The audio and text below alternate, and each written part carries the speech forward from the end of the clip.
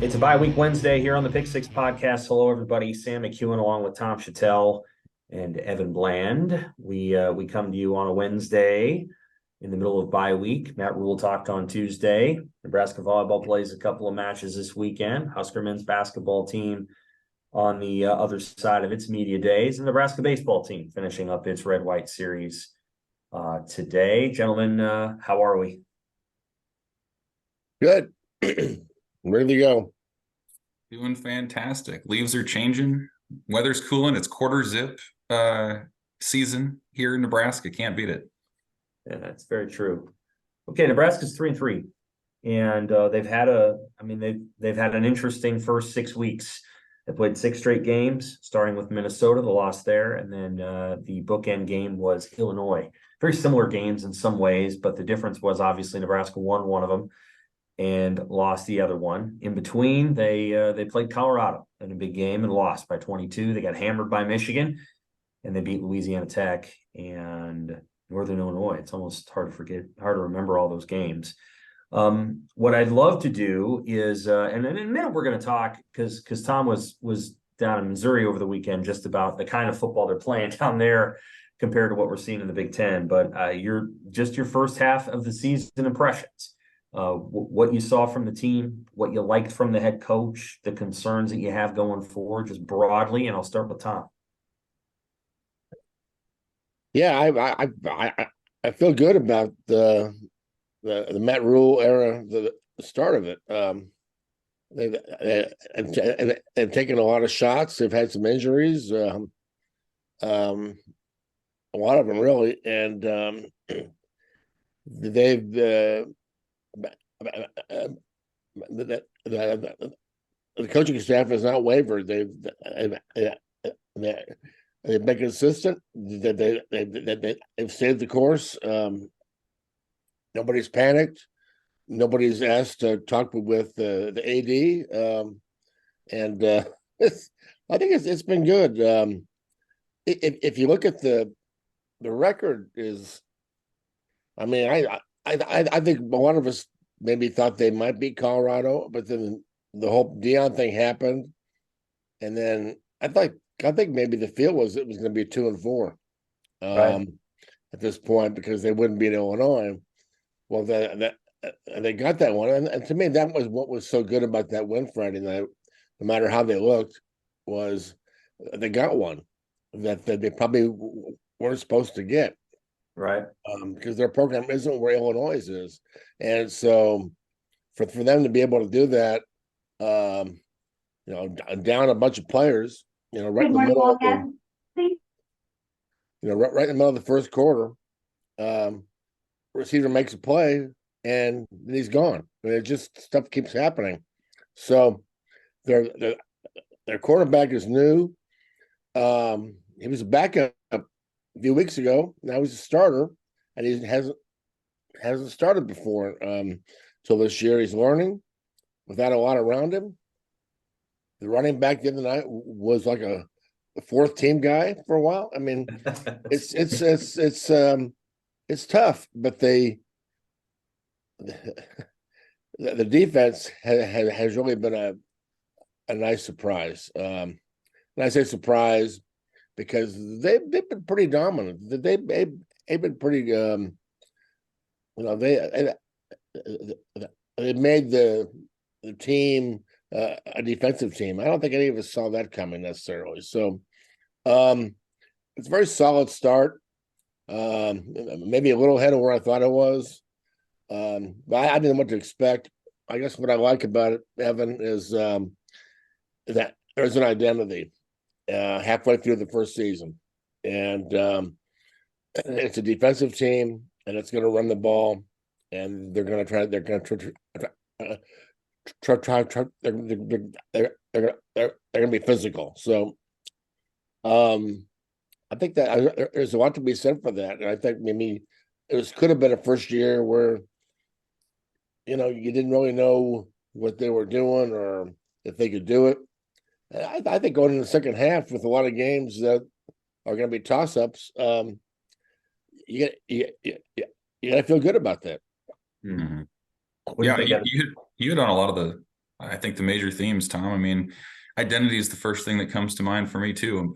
Amid everything that's gone on with injuries on the offensive side and defections and whatever else, like, it's not pretty, but I think you can tell what they're building toward. And Matt Rule's spelled it out a few times. Ground and pound. You want to take a few deep shots. I don't know that they have the personnel at this moment in time to execute what they want to do perfectly, but I think you can see what they're going toward offensively. Again, in the micro level of this season, they've worked through injuries. They've adopted more of a running option look to adjust to what your personnel does well. But so like, I think that's an interesting group because at the micro level, you're not where you want to be. But I think compared to what we've seen over the last 5-6 years, there is a template. And I think that's a step forward on that side. Certainly defensively, they're ahead of where we all thought that they would be. I don't think any of us thought that they'd play, 22 to 24 guys with regularity and critical moments, and that those guys would all, for the most part, contribute and show that they deserve to be out there. I think that's been, a major part of this thing too. And I would say, like, there is this sense of, like, adults in the room. Like, when they lose a game, Matt Rule doesn't lose his cool. Like, he still stubbornly, steadfastly sticks to the process of what he has seen work at other stops. He'll answer the questions. He's thoughtful. When they win, he's pretty grounded too. I think back to Haarberg's first, big game, and he's like, yeah, it comes and goes. It's fleeting. They might like you today and want to have a Haarberger NIL deal, and then tomorrow you throw 3 picks and you're yesterday's news. So, like, the perspective that he has in keeping this team in the moment, I think, has been really good for a Nebraska program that I think at times can get caught up in how the wind is blowing with the fans, how they're doing week in and week out. So, 3-3, yeah, it's probably about where you thought maybe that they would be if you assumed that they would have beaten Minnesota or Colorado and maybe lost to Illinois. I think it's about the same. And now it becomes how you finish. And I think it sets up pretty well. So yeah, I think it's a good year one in the sense that you can see some of these foundational pieces being laid, even if the record ultimately isn't where you want it to be down the road. Absolutely. I think hindsight being 2020, I'm sure Nebraska wishes it were 4-2 and probably had an opportunity to be in that, if they close out that Minnesota game, and if they're 4-2 and 2-1 today, they're pretty much right in the top of the Big Ten West and kind of controlling their destiny. As it is, Wisconsin is really the only team that completely controls what can happen to Wisconsin. At the same time, if you told me this team was going to be 3-3 and have a Big Ten win and be 127th or whatever in turnover margin, and about that in red zone offense, and pretty average on third down, both converting third downs and stopping third downs, I would say somewhere in there, A, the teams they weren't playing were playing weren't great, and B, they won a game that maybe we don't think they would have won. And I think that's what's happened so far. I think the defense has made up and covered up some of the things that the offense hasn't accomplished yet. I do think my sense of the fan base is that they're, and Tom, you wrote about this on Monday, and I liked what you wrote. You got a bunch of emails from fans that are like, what the heck is going on with the offense? And your response was like, well, who cares? I mean, it's 3-3, and that's pretty good. And there's just a sense that I think among the fan base that they see a defense that might be able to win some football games, and they don't want to see the offense screw it up. But at the same time, they got a defense, and they had a defense in 2021 as well, for sure. But they haven't had many teams where you would say over the last, decade or so, this team's got a defense, and this one does.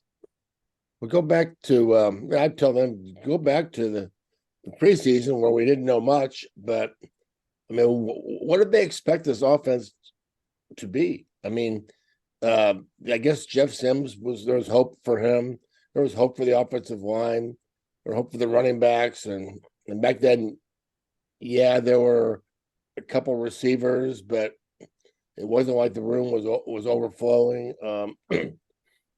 But if you look at what's happened with the injuries and offensive line play, I mean, what do you expect this offense to be? It's a patchwork group. Yep. There's not a lot of experience, and they're playing in the Big Ten, and Yep. it's going to be rough. I mean, it's going to be real rough. To me, that's the question going forward in the second half: is what can they get out of this offense? How much work can they squeeze out of it? And will that be enough to get 3 more wins? And but I just love the identity that, and maybe this is just me.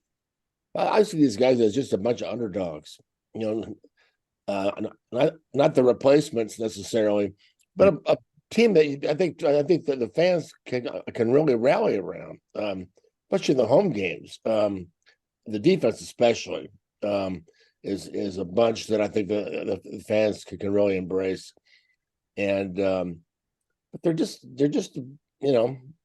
a bunch of guys out there that are playing with heart and fight, and they can take a punch and they come back swinging. It's a fun team to. Certainly, people want to. They want to win. They want to look better. They want to have better players. Right. That's not going to happen right now. It's going to have to happen next season. So, right now, just to embrace this offense and try to get them over the finish line. And beyond that too, like it's an opportunity for these guys. Like what Malachi Coleman or Jaden Doss or Jalen Lloyd do in the second half could change how 2024 goes.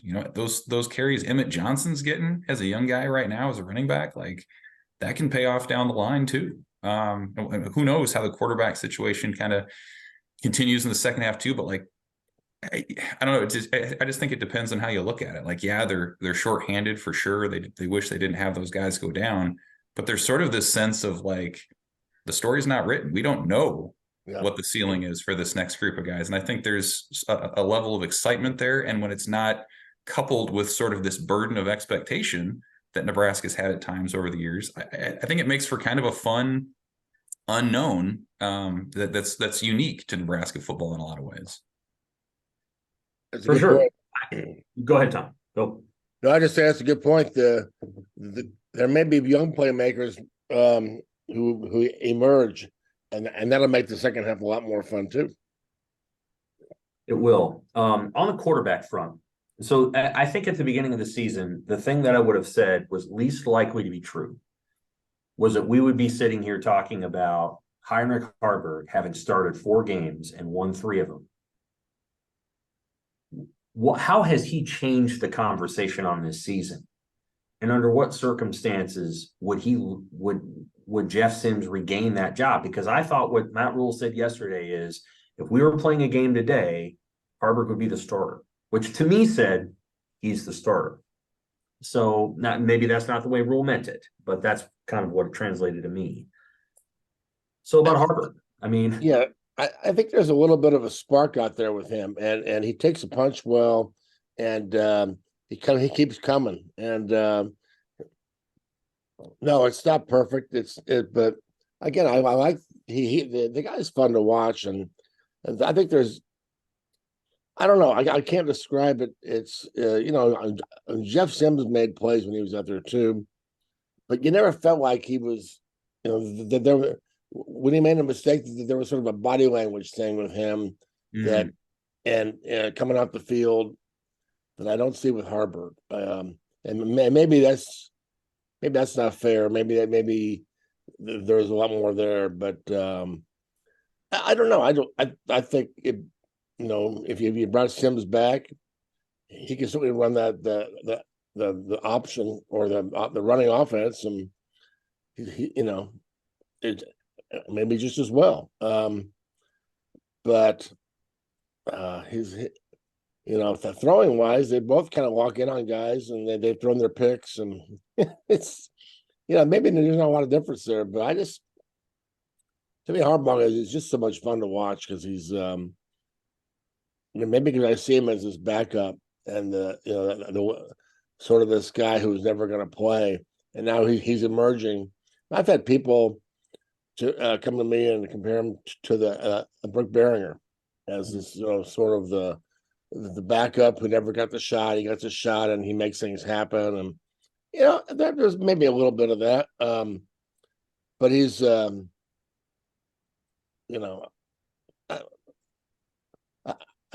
guess what I'm saying is I think there's a little bit more of a leadership spark there, but again, we always saw Sims for just 2 games, so maybe he would have grown into this too. Yeah. What I would say is that I think it's a matter of ceiling and floor. Like I feel like Jeff Sims probably has the higher ceiling when you look at what he's done, his arm, his athleticism. But I think Heinrich Haarberg has the higher floor, and that's what this team needs more right now. They don't need sort of the roller coaster swings of fumbles and turnovers and things. Like, they just need a steady presence, and it feels like Haarberg can be that guy. Even the interception he threw, at Illinois the other night, like Rule said it this week. He's like, yeah, that's not, throw that out. That was almost more of a punt. Obviously, you don't want it picked, but he hasn't had fumble issues. He's generally known where to throw the ball. His arm is pretty good. He's maybe a half step slower than Jeff Sims. So, like, I think what you're trading is fairly negligible. And then, it just makes sense in the blueprint of what Nebraska is trying to do, which is be a defensive team, and you don't want to set your defense up with a short field, right? So, like, play the field position game, know that, 21 to 24 points, it's probably good for 3 wins in the second half if you can average that down the stretch, as long as you're taking care of the ball. So I think that's, more than anything, that's what Haarberg has shown me, is like just an ability to be a game manager, occasionally make a play, and then they can really lean on their defense. Matt Rule said on Tuesday that they could win every game down the stretch, or they could lose every one of them, and I think that's accurate. They play Northwestern, Purdue, Michigan State, Maryland, Wisconsin, and Iowa. Those are their 6 games, all in a row.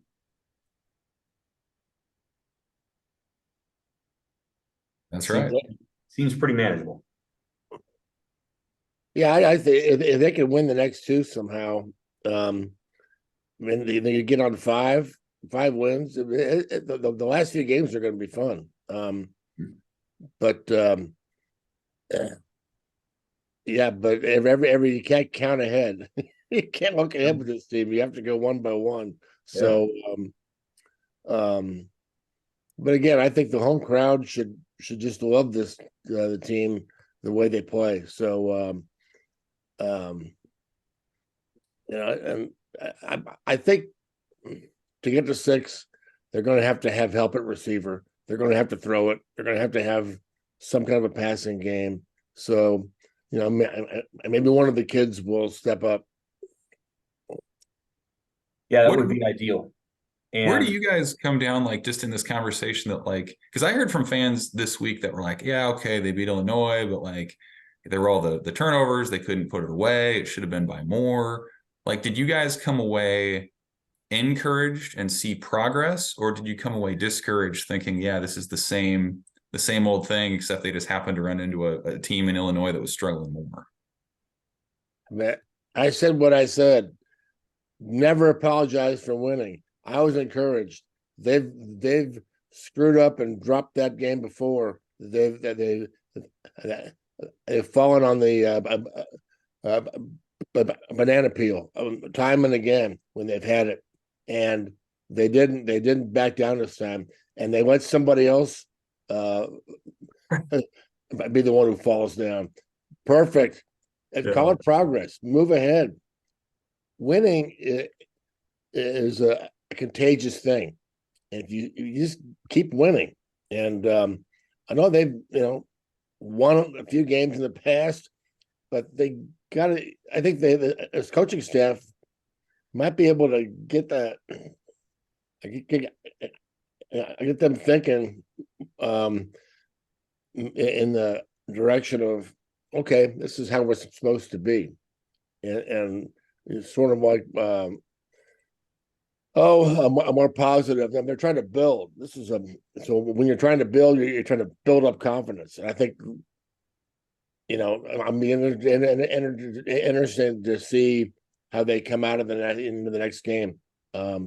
It should be they should be fired up right now. So, and I'm thinking, oh, we got lucky. So I think it was great, especially on the road in the Big Ten. And it had to hurt. It had to drive Bielema crazy. That's like losing to Nebraska. And I just think it was, for once, they got the W, and I had a place where they haven't had many of those. So I don't know. I took it as a sign of progress in a year where, like I said, there isn't a whole lot going on with this roster, and everybody's trying to find out who the coaches are, the players are, and I see a little spark going on here. So I thought it was good. Somebody on the radio asked me, why Nebraska at 3-3 this year would potentially be different than the 2021 team, which was 3-3, and the 2022 team, which was also 3-3 at the midway point. And one of the things that I thought about, the answer that I gave in that moment was, well, the 3-3 team in 2021 played much harder teams than Nebraska is about to play, and that does matter. The 3-3 team in 2021 had to play Michigan and Ohio State and really good Iowa team and 9-win Minnesota and Purdue teams, and that's not what Nebraska is going to face here. The 2022 team didn't have Nebraska's defense now. They just didn't. And they only won one game after the midway break, and it was over Iowa. And they had a chance, obviously, to beat Wisconsin. But, Nebraska's defense got better as that season went on. But you didn't think going into the Purdue game that Nebraska was going to hold an Aiden O'Connell, Charlie Jones offense to 21 points. Well, A, they're not playing Aiden O'Connell and Charlie Jones this year. They're playing Hudson Card and his receivers. And B, the defense is better. And C, and this is what I didn't bring up on the radio, was the fact that this team is 3-3 is probably more notable than the other teams that were 3-3, because just as Tom said, they don't have a lot on offense. And if we want to say, well, maybe they should have had more foresight, I can agree with that to some degree. But you can't control the fact that two of your top three receivers had season-ending torn ACLs. And another of those top receivers, let's say the top four, left the team midway through August. Now, you could argue, and I would argue, that in the case of Betts, that was a risk they were willing to take. And in the case of Arik Gilbert, that's a risk they were willing to take. Yeah. And those were calculated, but they didn't pan out. And you can say, well, maybe they shouldn't have brought those players back, but they did, and it didn't pan out. And of course, you didn't expect the two running backs to get hurt either. And so where Nebraska stands right now, I think it's pretty notable that they're 3-3. I don't think it's going to be easy to win 3 more games. I think there's a presumption of, well, look at the teams, look at Nebraska's schedule. They're probably going to do that. At this point, I think you have to be concerned about the offense, genuinely. Like, you lose Marcus Washington, and now all of a sudden you've lost the guy that goes deep. And you have to figure out who's going to be that player out there. Is it Ty Hahn? Is it Malachi Coleman? And even if it is, they're not fifth-year seniors, and Marcus Washington was. So that's something that Nebraska is going to have to work through, and it's going to be challenging. I wanted to just ask this question really quickly because, Tom, you were in Missouri last weekend for Parents Weekend, but you're an alum of the school, and I know you went to the Missouri LSU game, and that was an exciting game. Evan and I watched a little bit of it on the way back from Champaign on our little phone. LSU won 49-39. You got two quarterbacks, both of whom are going to play in the NFL for sure. You got receivers who are incredible. I mean, Missouri has maybe the best receiver in the country. High-flying football, hard-hitting football. I think there was some defense played in there too. Contrast maybe that, the parts that you watched of it while you were there with what you see on a weekly basis in the Big Ten. Wow. Well, it was skilled players everywhere, athletic quarterbacks who make plays with their feet to, the Big Ten is sort of it's a coaches league. I think it's a fundamentals league. It's it's a physical league. And the SEC, certainly at the top, has got big time offensive lines and big time defensive lines. But this game wasn't one of those. Right. This was like a 7-on-7. This was whoever gets the ball next is going to score in like 3 or 4 plays. There was no defense to be had anywhere, and I found myself saying, "Why can't they play defense? Why can't they tackle this guy?" And so it was what the SEC people used to say about the Big 12. They play touch football, and we play real football. Well, not anymore. I think Lane Kiffin and maybe Sarkisian at Alabama have really changed the way this league operates, and maybe Heupel has too.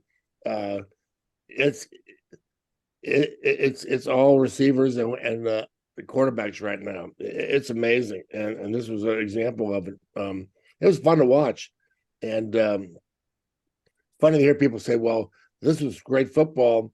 We watch a Big Ten game. It's closer, maybe hard hitting. Well, that's boring. It's not very good football. Well, you could argue that this game had no defense, and it was. So it wasn't really great football. It was just offensive football, but it was certainly entertaining. And but the Big Ten doesn't have the skill people, Sam. They don't have those kind of quarterbacks, those kind of receivers. Ohio State has had those guys, but really, you look at like Michigan, the top team doesn't have that kind of skill. They've got a very good quarterback.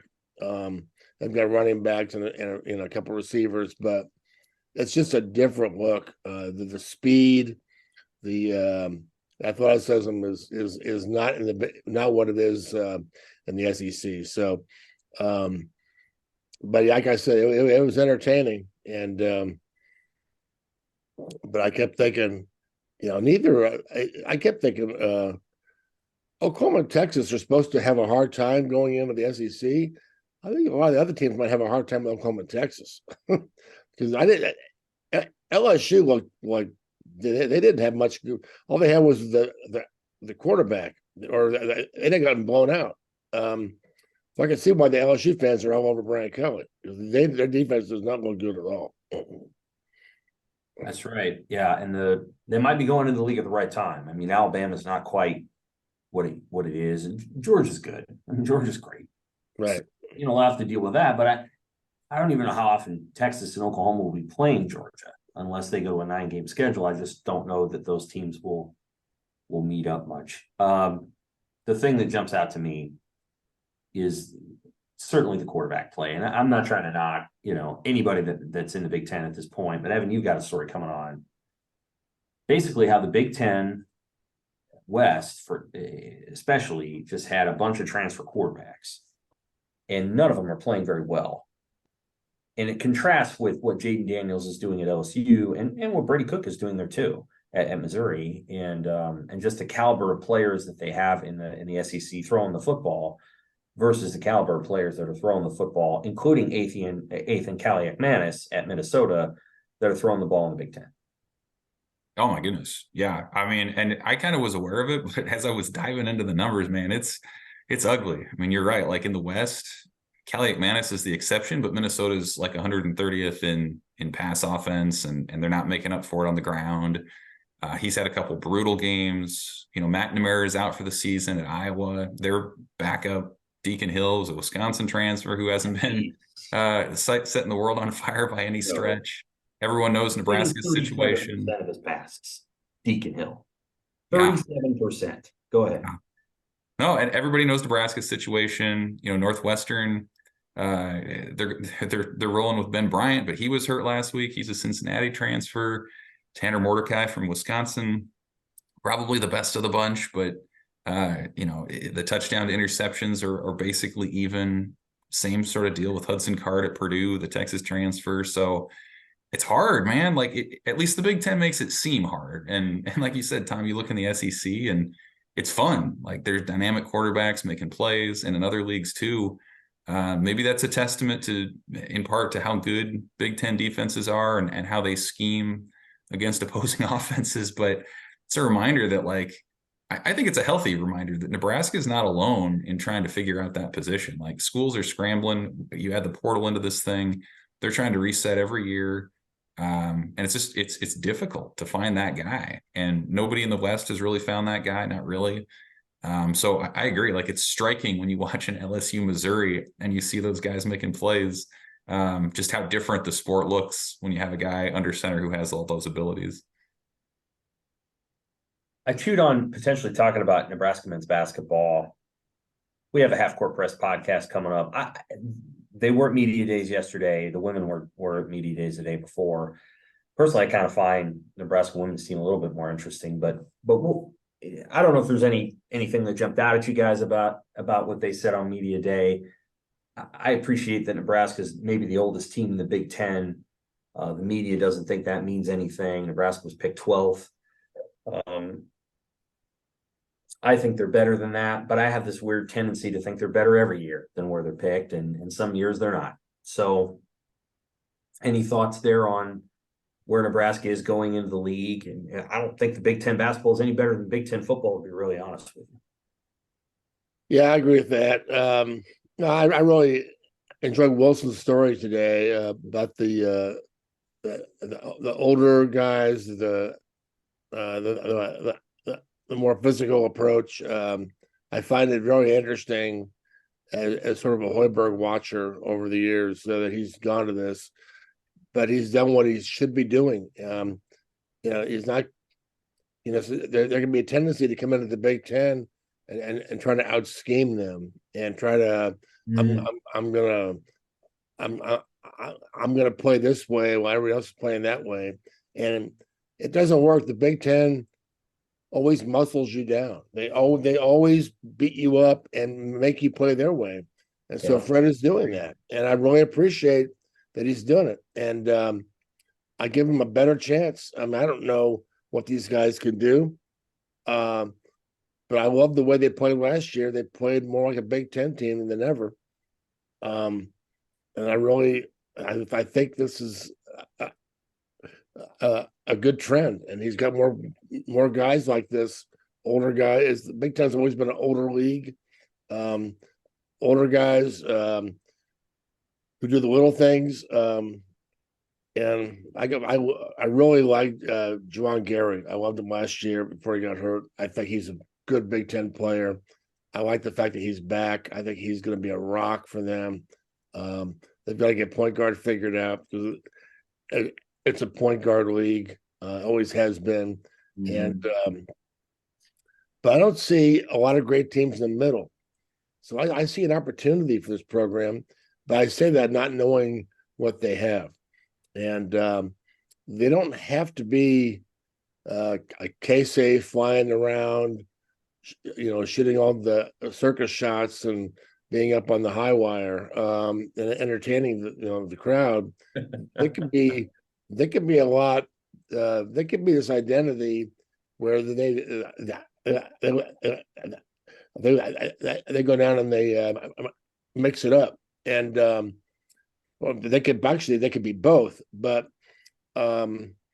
I feel like some people think Nebraska basketball is going to be Casey shooting the long threes, waving his arms, and that's it. But so I think there's a lot more there. How much I don't know, but I think it's going to be fun to watch. All I would add was I felt like they said a lot of what they needed to say here in Lincoln before they went out there. I don't know how much new stuff they gave out, but it kind of reminds me of like those scrappy, like older teams that makes the NCAA tournament, where like you look at them on paper and they're not overwhelming you with talent, but they're just a bunch of older guys and they just know how to play, and they're going to be tough. They're going to play defense, and like those are the teams that are always annoying to play and kind of hard to beat, and you prepare for them a little bit differently than you do some of the other maybe opponents that you have on your schedule. And maybe that's what Nebraska's kind of found out. Like to Tom's point, they're kind of giving up or at least going a different direction from trying to be a high flying 3-and-D sort of team and embracing more of a toughness. And maybe that is something that they can find an edge in. I think that Nebraska tends to recruit those kind of players anyway. Those kind of players tend to be attracted to Nebraska athletics. So I agree. I mean, considering the results that they've had in recent years, I think this is an interesting adjustment, and we'll see how it plays out.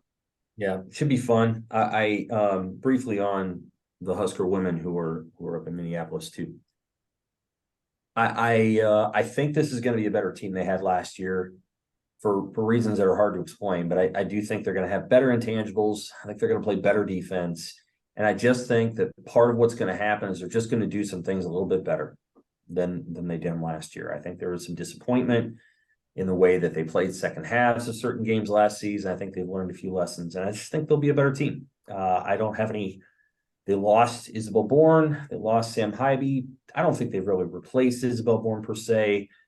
And I do think they've replaced Sam with a player named Darian White, who's a transfer from Montana State, who's healthier than Sam was in her senior year, et cetera, et cetera. But I just think they're going to be better. I think they're going to do some things better, and I think they're going to be a little bit tougher. And I think it'll bear out in an NCAA tournament bid. That's where it stands right now. We'll see where their injuries go and things like that. But that's where that's at. And then I think in the Big Ten and overall, there's about 3 or 4 teams at the top of the Big Ten. Iowa's being one of them. Ohio State's another. Indiana's a third. Those 3 teams are kind of battling it out. Between those 3 teams, Indiana has the best coach, Iowa has the best player, and Ohio State has the most overall talent. So I guess you can look at it however you want when you consider those 3 things. Okay, let's get to picks. Oh boy, I think I lost all of them last week. You did not. I gotta be in last place. No. You last week you were last week you were 5-5. Yeah, it was a tough. I got 5 of them right. Well, I thought I lost all. You did. You got Iowa, Texas Tech, Louisville, Georgia, and Ohio State right. Oh, thank you. Evan, you went 6-4. Okay. And I went 6-4. There you go. So as it stands right now, Tom is still ahead based on early in the year Miracle. at 45-15. Evan's at 43-17, and I'm at 39-21. So, okay. This is a good list of games. There's some fun ones in here, and I'm probably not going to watch college football all day Saturday, but I will be watching for the first part of the day. And there's going to be some good ones. Texas A&M at Tennessee. At Tennessee? At Tennessee. Vols. Yeah, I don't trust A&M. Balls too. Tennessee for me as well. Me either after last week. Mm-hmm. Kansas at Oklahoma State. Oklahoma State coming off the win over K-State. Handily, no less. KU. KU for Tom. Oklahoma State. Oklahoma State for Evan. And I'm taking KU. I like KU. I like their team. I think they're going to beat Oklahoma next week. Yeah, I like their team. I think I like their coach. I like their team. They've got good players on offense. We're solid. Auburn at LSU. And I will take LSU. Yeah, at LSU. Yeah, LSU. Yeah, LSU. I think it was 1987 when the game-winning touchdown registered on the Richter scale in Baton Rouge. That's how loud Tiger Stadium was. Miami, which should be undefeated but isn't, at North Carolina. Oh, boy. This is North Carolina's toughest test by far, talent-wise. They almost lost to Appalachian State earlier this year. Miami loses to Georgia Tech. They shouldn't have lost the game. They have good players, but they lost. I don't trust that Miami can move on that quickly. I'm going North Carolina. Tom? Yeah, same here. Carolina Blue. I think it's time for Miami to win this game, and I think it's time for North Carolina to lose. USC at Notre Dame. Notre Dame is really on a heater, man. They're playing some tough teams every single week, and here comes USC. This is in South Bend. It's in South Bend, yeah. I love the Irish. I think USC should have lost last week, and their defense just has them on the edge. I think they go over the edge. I like the Irish. Yeah, it's just tough because Notre Dame's been on such a run of tough opponents. USC's struggled, though they've beaten some probably under or overmatched teams, but still got to go Notre Dame. Notre Dame, I'm going to go USC. And I told this to Evan in the car last week. I think the team USC beat in Arizona is actually pretty good. I thought it would be a great game, and it was. But Caleb Williams on that stage, I think he's going to bring everything he's got. He knows that this is the game everybody watches. UCLA and Oregon State, one of the best defenses in the country. I wouldn't think I'd say that about UCLA again at Oregon State. I'm going to take Oregon State. Love that team. Love that coach. Oregon State as I'm well. going to go with you. Yep. Oregon State. Missouri's back on the list for this week. Back on the menu. Coming off a loss, playing Kentucky, which really got hammered at Georgia. I think Kentucky in a very close game. Okay. Kentucky as well. Missouri for me. Okay, there's one rotten game in the list every week usually. Michigan State at Rutgers. Oh, Rutgers for me. Okay. Yeah, I think so too. That's a sickos game. Yeah, no question. Rutgers for me. Okay, so we come to the two Big Ten games of the week. One is the Big Ten of the future, and one is the Big Ten of the past. Iowa at Wisconsin is Big Ten of the past. Badgers.